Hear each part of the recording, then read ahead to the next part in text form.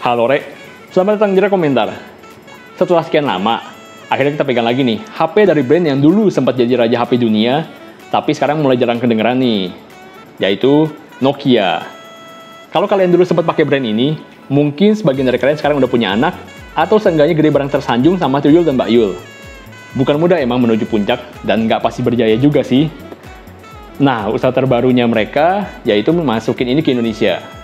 Nokia 5.3 atau Nokia 5.3 yang diharapkan bisa jadi idola Indonesia.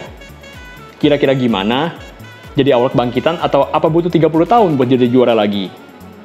Kalau Jidan udah siap, gue David dari Komentar, dan ini ya review lengkap untuk Nokia 5.3.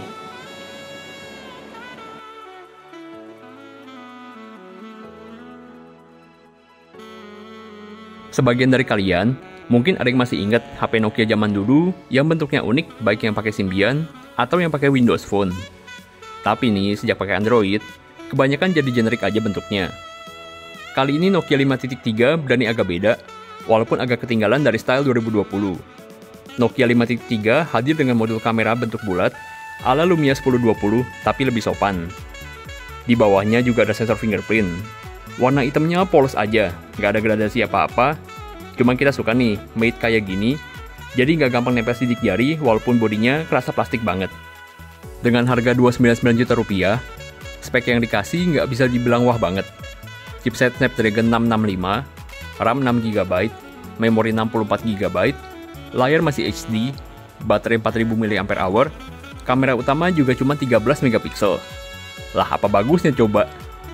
Nah, keunggulan smartphone ini menurut kita bukan di hardware-nya, justru di software-nya.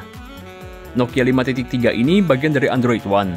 Nih ditulis di bagian depan kotaknya, yang intinya HP ini dijamin bakal terus dapat update minimal sampai 2 tahun ke depan.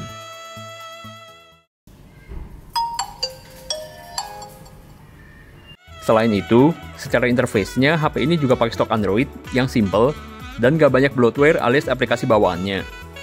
Nih yang kita download segini, dan total aplikasi di HP-nya cuma segini. Kita suka nih pakai stok Android gini, simple banget soalnya. Dan tentunya udah Android 10 ya.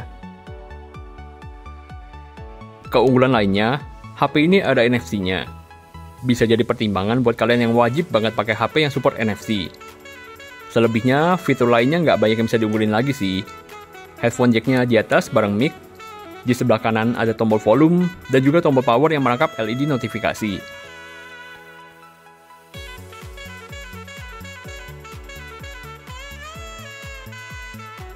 Bagian bawah ada speaker, port USB Type-C, dan juga ada mic.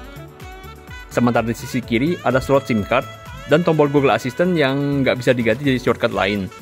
Cuma bisa dinyalamatin aja kalau kalian nggak mau pakai Google Assistant ini. SIM tray-nya udah triple slot. Jadi kalian bisa nih, pakai 2 SIM card sekaligus, biar nggak usah ribet gonta-ganti SIM card kalau habis pulsanya. Sampai ngetiknya irit-irit banget kayak Asia Hidayah. Tapi masih ada nggak sih yang ngirim SMS? Kalian juga bisa tambahin memory card eksternal sampai 512GB. Kalau ngerasa memori internalnya kurang, cuma 64GB. Yang kita ngerasa kurang itu di pengalaman multimedianya. Layar 6,55 inchinya pakai panel IPS dengan resolusi HD. Cuman HD loh, buat harga hampir 3 juta. Wajib tingkatin lagi nih ke depannya. Kan sekarang udah bukan zamannya lagi nonton 3GP. Ditambah model kamera depan yang masih bentuk tetesan air, yang ngetrennya itu di tahun lalu. Gitu pula buat kualitas suaranya yang biasa banget dengan satu speaker di bawah. Nggak ada setting sound macem-macem, dan headset bawaannya juga standar banget. Kira-kira ginilah hasil suara dari speakernya.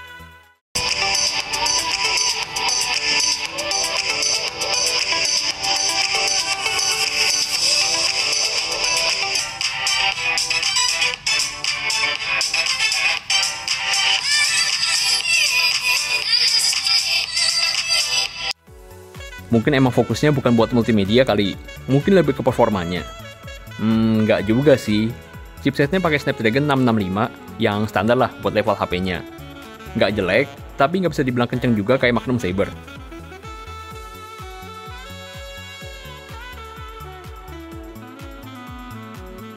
Ditopang RAM 6GB dan memori 64GB, rata-rata game bisa dimainkan dengan lancar, walaupun sebagian bukan di setting maksimalnya.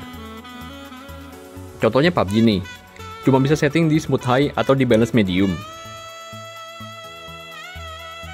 ML juga belum bisa sampai grafik ultra, cuma CODM yang udah bisa sampai low max atau very high. Jadi ya tergolong aman lah buat pemakaian harian dan main game, apalagi kalau mainnya cuma semacam Snake. RAM-nya yang gede juga bikin kalian bisa buka banyak aplikasi sekaligus. Tapi kalau mau hapus, mesti jauh banget nih sampai ujung. Chipsetnya ini juga terkenal hemat daya. Dengan kapasitas baterai 4000 mAh, hasil tes kita nunjukin kalau HP ini bisa bertahan 6 jam 23 menit. Cailah, bertahan kayak lama aja. Jelas jauh dari Nokia jadul yang seminggu nggak dicas juga masih nyala. Buat pemakaian normal, harusnya masih aman lah dipakai seharian. Dan usaha biar makin irit, kalau baterainya tinggal dikit, tampilannya juga otomatis masuk ke dark mode. Tapi kan layarnya IPS ya, sama aja backlightnya tetap nyala semua sih. Cuma nih, daya chargernya cuma 10 watt dan nggak support fast charging. Jadi lumayan lama ngecasnya. Setengah jam baru keisi 25%, sejam keisi setengah, dan kalau mau full banget kira-kira butuh 2,5 jam. Terakhir soal kameranya. Jangan ngarep kameranya collab bareng Causis ya di harga segini. Ada 4 kamera di bagian belakang. Selain kamera utama 13 megapiksel, ada kamera ultrawide 5 megapiksel, makro 2 megapiksel, dan depth sensor 2 megapiksel. Ditambah kamera depan 8 megapiksel.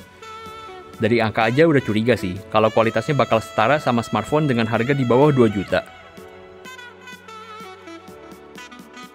Hasilnya kira-kira kayak begini. Jujur kita agak kecewa sih sama hasil fotonya buat HP harga mepet 3 juta gini. Dynamic range-nya kurang, noise-nya banyak, dan warnanya juga kurang oke menurut kita. Padahal kondisi cahayanya cukup loh ini.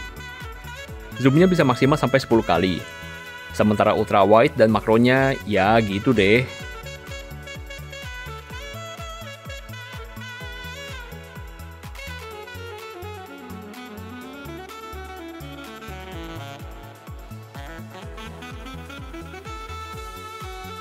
Hasil selfie-nya juga nggak bisa dibanggain. Terlepas dari modelnya ya ini. Kalau Dian Sastro mah pakai kamera VGA juga cakep.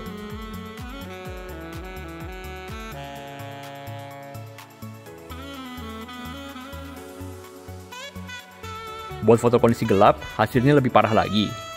Ada sih fitur night mode yang bisa dipakai di kamera utama sama ultra wide-nya, tapi nggak banyak bantu.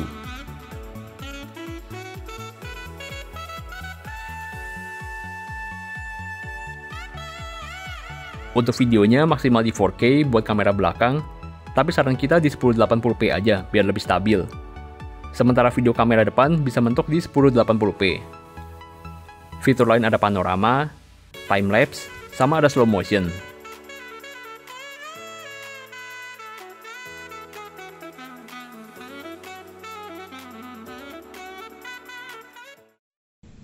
Ini kalau hasil video selfie-nya di 1080p. Kira-kira kayak gini hasilnya. Masker gua terbang ini. Lepas dulu maskernya sebentar buat videoin. Oke. Kalau ke langit kira-kira kayak gini. Nah, itu dia tadi Nokia 5.3. Kelebihan utama HP ini itu terletak di softwarenya yang disupport langsung lewat Android One, dan juga HP ini punya NFC yang masih agak jarang di HP harga di bawah 3 jutaan. Selebihnya bisa dibilang masih bisa ditingkatin lagi sih. Terutama layarnya, masa cuma HD sih harga segini. Dan juga kameranya menurut kita wajib buat di-improve. Recommended atau enggak? Ya menurut kita sih ada pilihan lain yang lebih oke dengan harga yang relatif sama atau bahkan lebih murah. Cek aja di rekomentar.com. Di situ kita bakal kasih rekomendasi yang sesuai dengan budget dan kebutuhan kalian. Sekarang ada juga rekomendasi laptop loh, gak cuma smartphone doang. Cek aja di rekomentar.com. Tapi apa HP ini boleh jadi pilihan? Ya boleh-boleh aja sih kalau kalian anti mainstream, mau yang beda dari tongkrongan, atau mungkin mau nostalgia aja dengan Nokia ini. Anti mainstream nggak apa-apa, asal jangan anti masker. Jadi gimana menurut kalian? Udah sesuai ekspektasi apa belum? Kalau menurut kita sih jalan Nokia masih panjang. Tapi, andai langkah tidak terhenti, harusnya bisa sih. Harusnya Nokia bisa lebih berani inovasi lagi, nggak cuma terjebak nostalgia masa lalu. Oke, segini dulu deh review kali ini. Silahkan like dan subscribe kalau sudah bermanfaat kontennya. Sampai jumpa di video selanjutnya. Tetap sehat dan see you.